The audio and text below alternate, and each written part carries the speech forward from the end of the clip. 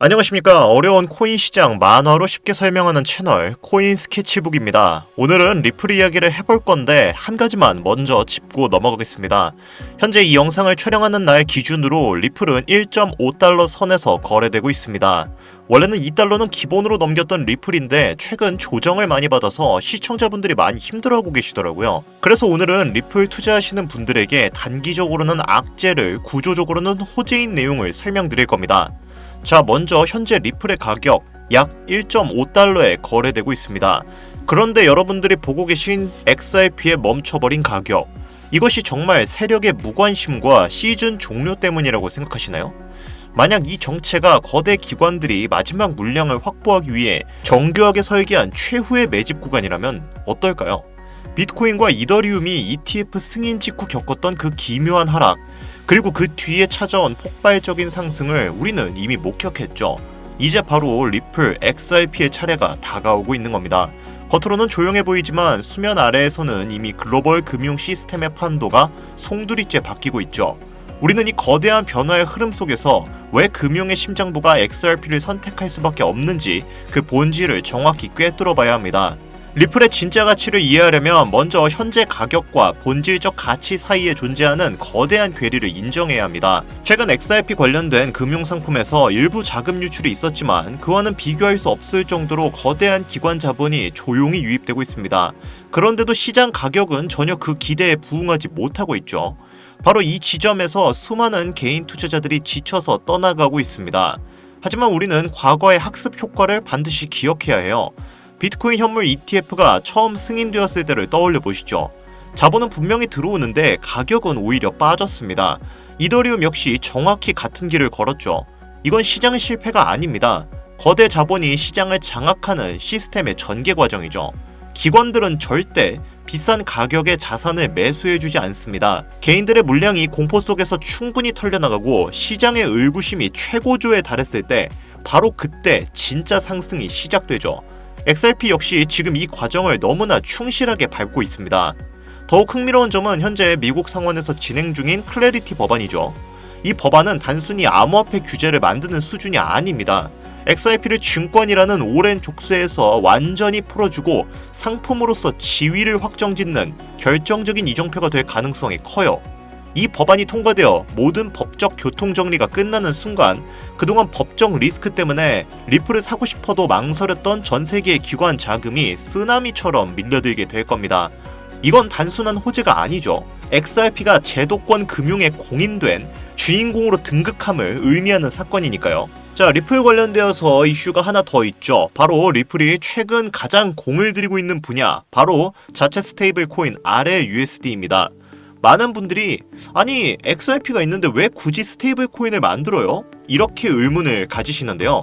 여기에는 거대 기관들을 리플 생태계로 끌어들이기 위한 아주 치밀한 계산이 깔려 있습니다. 최근 리플은 영국의 엘맥스 그룹과 파트너십을 맺었으며 무려 1억 5천만 달러를 투자했습니다. 이건 단순한 협력이 아닙니다. 엘맥스가 보유한 글로벌 기관 거래 인프라 전체에 리플의 RLUSD를 이식하겠다는 선언과도 같아요. 그렇다면 이것이 리플 가격과 무슨 상관이 있을까요? 자, 여러분들 한번 생각을 해봅시다. 기관들이 국경을 넘어 자금을 보낼 때 가장 두려워하는 게 뭘까요? 바로 가격 변동성입니다.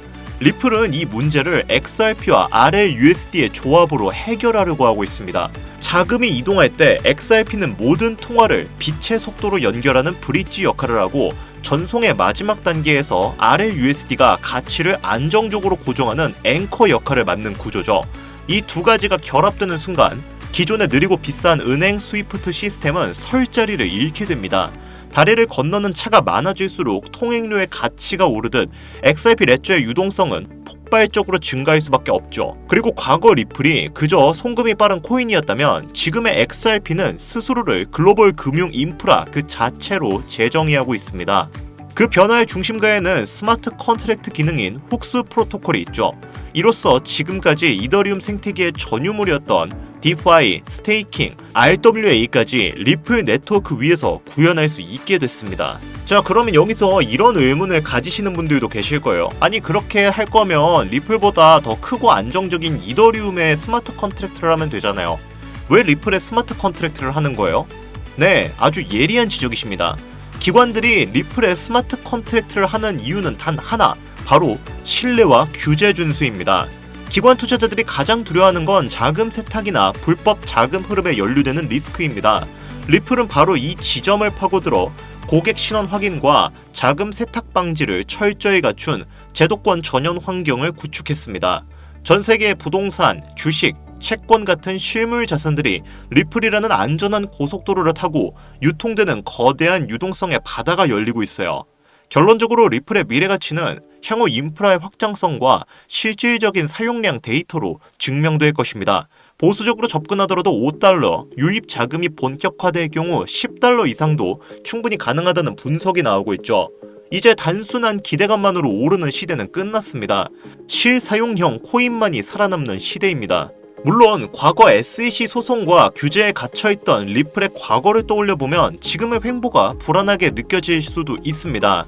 하지만 글로벌 금융 인프라로 재탄생하는 현재 과정을 본다면 지금의 정체는 다시 오지 않을 마지막 기회일 수 있죠.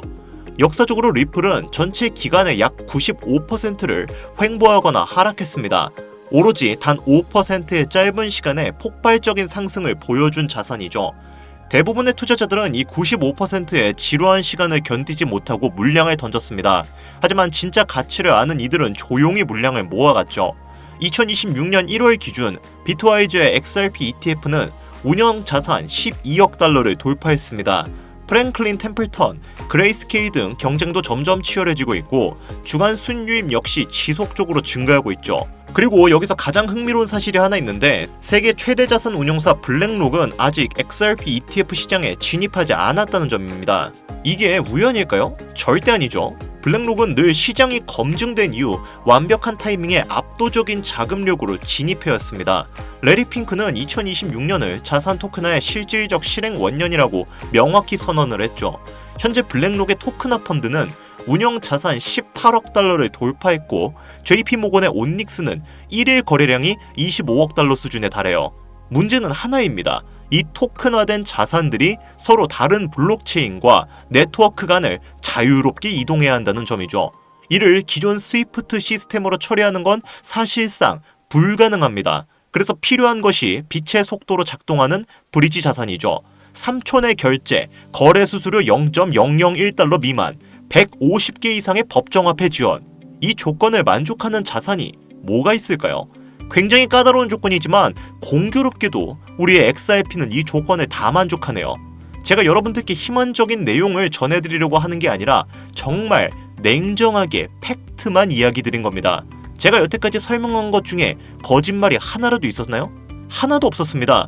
XRP는 그만큼 가치가 훌륭한 자산이다. 이것 하나만큼은 진실이에요. 그리고 오늘 제가 말씀드리고 싶은 건 XRP 하나만이 아니죠. XRP가 금융의 고속도로라면 제가 함께 주목하고 있는 히든 종목들은 그 고속도로 위에서 사람들이 실제로 머무르고 소비하는 공간을 만드는 테마입니다. 이 프로젝트는 과거 급등 이후 완전히 외면받았지만 여전히 글로벌 기업들이 참여하고 있고 실사용자들이 존재해왔어요. 시장은 지금 새로운 스토리를 찾는 국면이 아니라 사멸했다고 여겨졌던 테마 중 실제로 살아남는 것들을 재선별하고 있습니다. 엄밀히 말하면 사멸한 게 아니라 보류되었던 자산들이죠. 그도 그럴 수밖에 없습니다. 그전에는 인프라가 부족해서 활성화시키지 못했던 자산들이 이제는 인프라가 깔려서 활성화시킬 수 있다면 완전히 새로운 자산을 만드는 것보다 기존에 있었던 것들을 사용하는 게 비용적으로도 시간적으로도 이득일 수밖에 없거든요. 그리고 그렇게 새롭게 변화되는 인프라에 맞춰 수혜를 볼 종목들이 지금 수면 위로 떠오르고 있습니다. 이 종목들에 대한 정보를 이 영상에서 공유드릴 수도 있지만 저는 광고나 선동이 아니라 정말 원하시는 분들께만 조용히 공유드리려고 해요. 제가 드리는 이 정보를 믿든 안 믿든 그건 여러분들 자유입니다. 저는 강요드리지 않겠습니다. 그리고 종목 공유를 명목으로 그 어떤 금전도 요구하지 않을 것이며 투자는 반드시 감당 가능한 범위 내에서 분할 매수와 원칙을 지키며 진행하시기 바랍니다. XRP의 생태계에 맞춰서 가장 크게 수혜를 볼 테마들, 그리고 어떤 종목들이 우리에게 큰 수익을 안겨줄 수 있는지 이 내용들이 궁금하시다면 화면에 보이는 번호로 종목이라고 2글자 남겨주시면 됩니다. 그러면 변화하는 XRP 생태계와 함께 같이 상승할 수 있는 테마, 그리고 그에 관련된 종목들까지 신청해주신 여러분들께 한 분도 빠짐없이 모두 공유를 드리도록 할 겁니다. 마지막으로 제가 드리고 싶은 말이 있습니다. 투자란 용기의 문제가 아니라 자세의 문제입니다. 대부분의 사람들은 확신이 생긴 뒤에 움직이지만 시장은 언제나 확신이 생기기 직전에 가장 큰 기회를 만들어 왔습니다. 지금 이 시기에는 많은 사람들이 지쳐서 손을 놓는 구간입니다. 하지만 이런 구간에서 묵묵히 공부하고 원칙을 지킨 사람들만이 다음 사이클에서 완전히 다른 위치에 서게 됩니다. 오늘 이 영상이 여러분의 인생에서 조금 더 단단한 선택을 하는 전환점이 되기를 바랍니다. 시청해주셔서 감사합니다. 다음 영상에서는 더 좋은 정보로 찾아뵙겠습니다.